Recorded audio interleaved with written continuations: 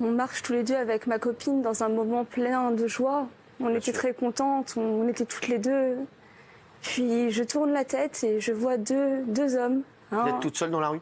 Non, on était toutes les deux avec ma copine, il n'y avait personne. Ouais, c'est ça, et que vous deux, c'est ça. Non, la lumière était orangée. On était bien, ça faisait pas peur. On était vraiment bien.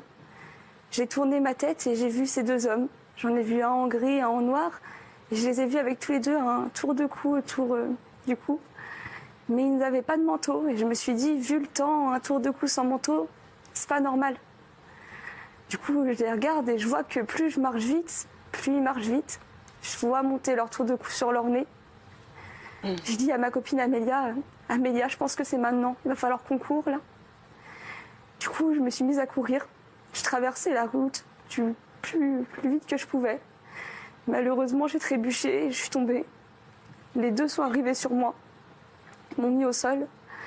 Celui qui était avec son survêtement noir voulait à tout prix mon sac à main. C'était son but ultime. Et celui qui était en gris a commencé à me rouer de coups de pied dans tout mon corps, sur ma poitrine et surtout dans ma tête. Et ils n'arrêtaient pas.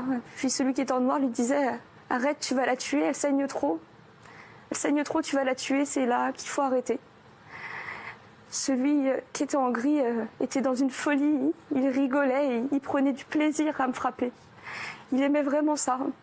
Et puis, sur le coup du stress, j'ai pas pu me retenir et c'est peut-être un peu la honte, mais je me suis faite dessus. J'ai pas réussi à me contenir.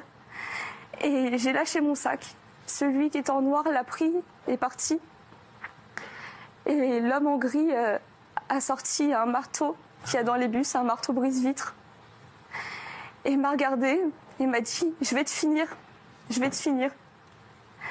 Et puis il m'a roué à coups de marteau dans la tête. Et puis à ce moment-là, je me suis mis en pause. Et j'ai entendu mon ami Nathan jouer du piano. J'avais une douce mélodie de piano dans ma tête. Et j'entendais Nathan me dire « Tu peux pas t'endormir maintenant. Tu peux pas. Tu vas t'endormir tout à l'heure, mais